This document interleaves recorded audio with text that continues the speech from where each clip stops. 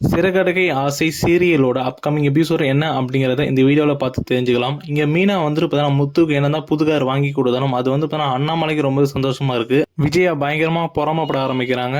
இந்த மீனா சுத்தமா படிக்காதவ, இவ வந்து பார்த்தீங்கன்னா ஒரு பூக்கடை வச்சிருக்கான். ஆனா இந்த முத்து உடனே ஆட்டோ ஓட்ட தெரிஞ்ச உடனே அவ வந்து பார்த்தீங்கன்னா பூக்கடையில வந்த வருமானத்தை வச்சு அவளுக்கு புதுசா காரே வாங்கி கொடுத்துட்டா. இந்த ரோகிணியை விட இந்த மீனா எவ்வளவு மேல் அப்படிங்கிற மாதிரி பார்த்தீங்கன்னா விஜயா யோசிக்கிறாங்க. உடனே பக்கத்துல இந்த மனோஜ் பாத்தியா ரோகிணி, இந்த மீனா அவ சம்பாதிச்ச காசுல வந்து பார்த்தீங்கன்னா புதுசா காரே முத்துக்கு வாங்கி கொடுத்துறான். ஆனா நீ வந்து இது வரைக்கும் எனக்கு பிசினஸ் பண்ண ஒரு காசு கூட ரெடி பண்ணி தர மாட்டேற அப்படிங்கிற மாதிரி பார்த்தா மனோஜ் சொல்றாரு. அது மட்டும் இல்லாம மனோஜ் வந்து உங்க அப்பா தான் ஃபாரின்ல பெரிய பிசினஸ் மேன் சொல்றீ, அவர்கிட்ட சொல்லி ஒரு பணம் வாங்கி கொடுத்தா என் பிசினஸ்க்கு வந்து ரொம்ப உதவியா இருக்கும். இது மூலமா தான் நானும் வந்து ரொம்பவே வந்து சம்பாதிக்க ஆரம்பிச்சிடும் அப்படிங்கிற மாதிரி மனோஜ் சொல்றாரு. உடனே பக்கத்துல விஜயாவும் வந்துட்டு ஆனா இப்போ வரைக்கும் வந்து இவ எதுவுமே பண்ணது கிடையாது. ஆனா அவங்க அப்பா மட்டும் ஃபாரின்ல பெரிய பிசினஸ் மேன் அப்படின்னு சொல்றான். ஆனா இது வரைக்கும் எதுவுமே வாங்கி கொடுத்த மாதிரி தெரியல அப்படிங்கிற மாதிரி விஜயா வந்து சொல்றாங்க.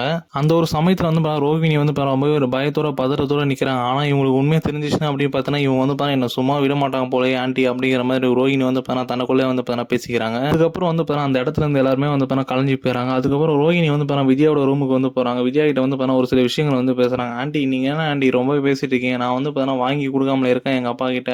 நான் உங்களுக்கு கொடுக்க வேண்டியதுனா பார்லர்ல இருந்து மாசம் மாசம் 5000 ரூபாய் கொடுத்துட்டு தானே இருக்கேன் உங்க செலவுக்கு எல்லாமே. அதுக்கப்புறம் ஆண்டி இப்படி பேசுறீங்க, நான் வந்து எங்க அப்பாட்ட கேட்டிருக்கேன், நான் வந்து தருவேன் கண்டிப்பா அப்படிங்கிற மாதிரி ரோகிணி வந்து விஜயாவிட சொல்றாங்க. அது விஜயா வந்து ரொம்பவே கோவம் அடைகிறாங்க. நீனே என்கிட்ட வந்து இப்படிலாம் பேசிட்டு இருக்க அப்படிங்கிற மாதிரி விஜயா வந்து கேள்வி கேட்கறாங்க. நீ வந்து உனக்கோசம் நான் வந்து பார்லருக்கு தோசம் வீட்டு பத்திரத்தை வச்சு கொடுத்தேன், நீ வந்து என் பையனுக்கு இது வரைக்கும் எதுவுமே பண்ணதில்லை, ஆனா வந்து பணக்கார பொண்ணு அப்படிங்கிற மாதிரி மட்டும் சொல்லிக்கிற அப்படிங்கிற மாதிரி விஜயா வந்து சொல்றாங்க.